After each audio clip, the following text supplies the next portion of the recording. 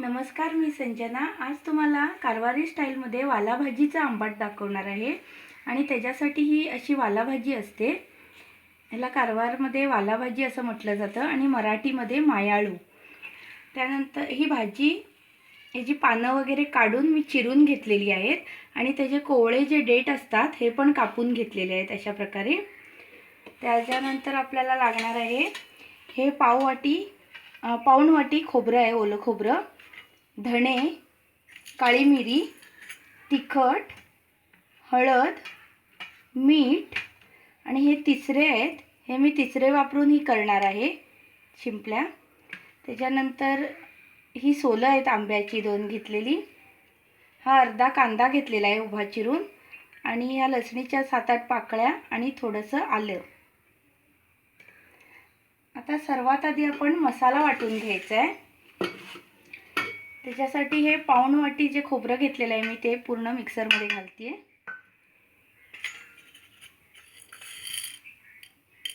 पाव चमचा काळी मिरी, 1 ते 1.5 चमचा धणे, 1 चमचा भरून लाल तिखट, पाव टीस्पून हळद, हे आलं, लसूण, कांदा, अर्धा कांदा आहे हा उभा चिरून घेतलेला। हे आता थोडंसं पाणी घालून आपण याची पेस्ट करून घेणार आहोत। आता हा बघा मी मसाला असा बारीक पेस्ट करून घेतलेली आहे। आता आपल्याला सर्वात आधी ही वाला भाजी आहे चिरलेली, ही एका पातेल्यामध्ये घालायची आहे।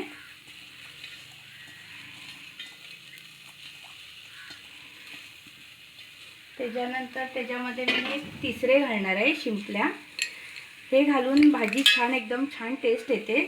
जर नसतील तर सुकी कोलंबी वगैरे घालून पण केलं जातं आणि जे व्हेजिटेरियन आहेत ते लोक डाळ वापरून डाळ शिजून घालू शकतात तुरीची।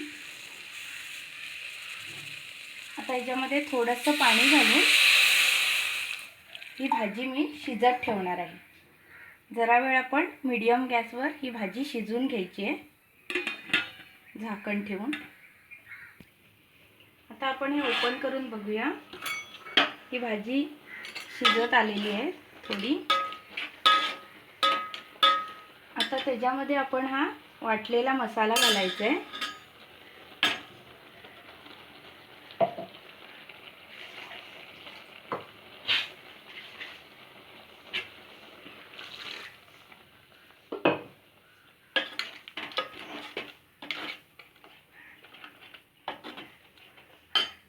आणि हे 2 मी आंब्याची सोलं घालत आहे। जर तुमच्याकडे नसेल तर टोमॅटो बारीक चिरून घातला तरी चालेल आणि चवीपुरतं मीठ।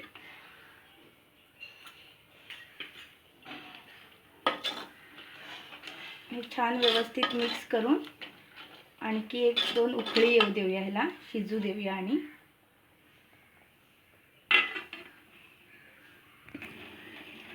आता आपण ओपन करून बघूया, ह्याला छान उकळी आलेली आहे आणि आपलं हे आंबाट रेडी झालेलं आहे, वाला भाजीचा आंबाट। गॅस बंद करून घेते आणि हे एका बाउलमध्ये काढून घेऊया।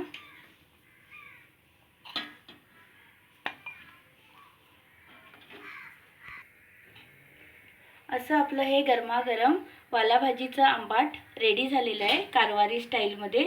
त्याच्यात मी तिसरे वगैरे घालून छान केलेलं आहे।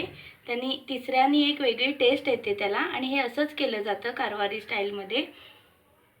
आणि ही रेसिपी जास्त करून भाताबरोबर सर्व केली जाते, प्लेन राईस।